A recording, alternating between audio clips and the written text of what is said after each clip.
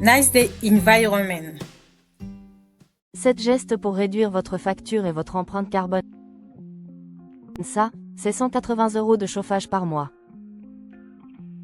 Oui, 180 € par mois. Mais surtout des centaines de kilos de CO2 envoyés dans l'atmosphère. Et le pire, c'est que la plupart de cette énergie est tout simplement gaspillée. Aujourd'hui, je vous montre 7 gestes simples pour réduire votre facture et votre impact sur le climat. Bienvenue sur Nice Day Environment. Le chauffage des logements représente une grosse partie de nos émissions de gaz à effet de serre. Un seul degré en moins chez vous égale environ 7 PER100 d'énergie économisée. Dans cette vidéo, on va voir 7 gestes concrets que j'applique chez moi pour garder le confort, tout en respectant le climat. Partie 1. Le problème, ce n'est pas seulement le montant de la facture. C'est ce qu'il y a derrière. Quand on chauffe au gaz, au fioul, au charbon, on émet directement du CO2. Quand on chauffe à l'électricité, l'impact dépend du mix électrique, mais il y a toujours une part d'énergie fossile quelque part, pour produire cette chaleur. Et souvent, on chauffe mal. Des pièces vides. Des fenêtres mal isolées. Des radiateurs jamais purgés, pleins de poussière. Des températures beaucoup trop élevées. Résultat.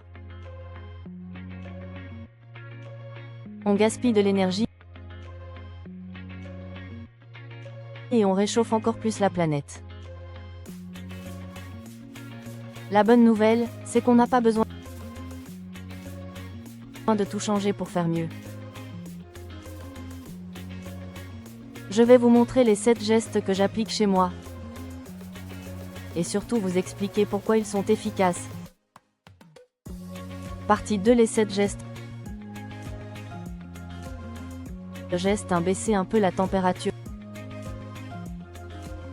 Baisser la température d'1 degré. Je chauffe mes pièces de vie à 19 degrés Celsius, et les chambres à 17-18 degrés Celsius. On entend souvent, 19 degrés Celsius c'est trop froid. En réalité, avec un pull, des chaussettes chaudes, c'est largement supportable. Pourquoi c'est important? 1 degré de moins, c'est environ 7 PER100 d'économie d'énergie, et donc moins d'émissions. Sur une facture de 180 € par mois, ça fait plus de 10 € d'économie, chaque mois. Et ce sont autant d'émissions de CO2 évitées. Donc avant de pousser le thermostat, demandez-vous: est-ce que je peux mettre un pull avant de monter à 21 degrés Celsius? Geste 2. Fermer les portes et zoner les pièces. Fermer les portes. On sous-estime complètement l'impact des portes ouvertes. Quand toutes les pièces communiquent, l'air chaud se disperse partout, même là où vous ne vivez pas. Le chauffage doit travailler plus fort pour compenser. Ce que je fais chez moi, je ferme toujours les portes des pièces que je ne chauffe pas. Si vous avez un couloir, fermez la porte pour concentrer la chaleur dans le salon, la cuisine, les chambres occupées. Si vous n'avez pas de porte, un simple rideau épais peut déjà faire une barrière. Sinon, le chauffage essaie de compenser l'air froid qui circule partout. C'est un réflexe simple, mais très efficace, ce qui permet d'éviter de chauffer du vide. Geste 3. Bloquer les fuites d'air. Isoler les fuites d'air. l'air froid qui rentre par le bas des portes. Par les fenêtres mal jointées, c'est de la chaleur qui s'en va. Vous pouvez faire un test. Prenez une bougie ou un briquet. Passez-le doucement près des fenêtres et des portes. Si la flamme vacille, c'est qu'il y a une fuite d'air. Ce que j'ai fait. Boudin de porte, joint de fenêtre, rideau épais devant les vitrages. Ce n'est pas une rénovation complète, mais ça réduit bien les pertes de chaleur. Quelques euros de matériel, et beaucoup de chaleur gardée à l'intérieur. 4. Geste numéro 4. S'habiller mieux chez soi. S'habiller pour l'hiver. Même chez soi. On a pris l'habitude de vivre en t-shirt à l'intérieur en plein hiver. Mais si on y pense, c'est un peu absurde, on dépense beaucoup d'énergie juste pour pouvoir porter moins de vêtements. Ma règle personnelle,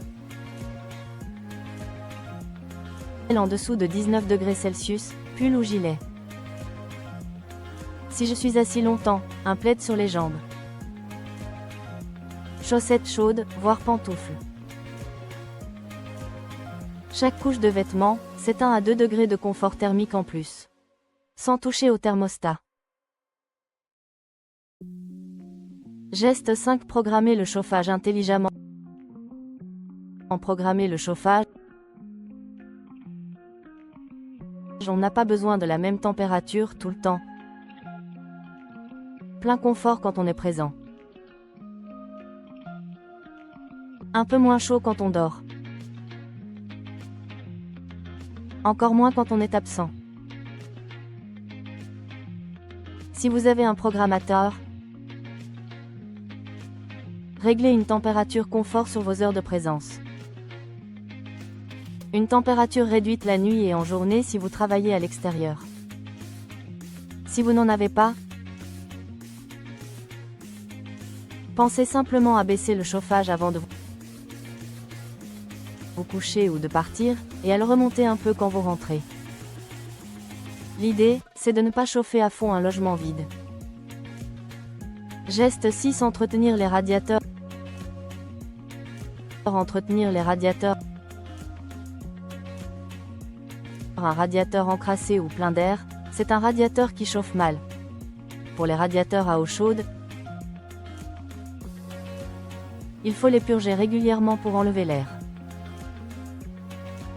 Si le haut du radiateur est froid et le bas chaud, c'est un signe qu'il y a de l'air. Pour les radiateurs électriques, un bon dépoussiérage permet une meilleure diffusion de la chaleur. Ce sont des gestes rapides, mais qui améliorent le rendement du système. Donc moins d'énergie pour le même confort. Geste 7. Aérer sans tout refroidir. Aérer intelligemment. On a besoin d'air frais, surtout en hiver où on vit beaucoup à l'intérieur. Mais il y a une bonne et une mauvaise façon d'aérer. Mauvaise façon. Laissez une fenêtre entrouverte pendant 1 heure. L'air chaud sort petit à petit, les murs refroidissent, et le chauffage doit rattraper. Bonne façon. Ouvrir grand les fenêtres pendant 5 à 10 minutes pour faire un courant d'air. Puis refermer. L'air est renouvelé, mais les murs et les meubles gardent la chaleur. Vous respirez mieux, sans faire exploser la consommation. Conclusion. Individuellement, chaque geste a l'air petit, mais mis bout à bout, on peut réduire fortement sa consommation, donc sa facture, et son empreinte carbone. Si des millions de foyers appliquaient ces gestes simples, l'impact sur le climat serait énorme. Dites-moi en commentaire. Quel geste vous faites déjà? Et lequel vous allez tester en premier? Abonnez-vous si vous voulez d'autres idées concrètes pour protéger le climat directement depuis votre maison. Merci d'avoir regardé. On se retrouve dans la prochaine vidéo.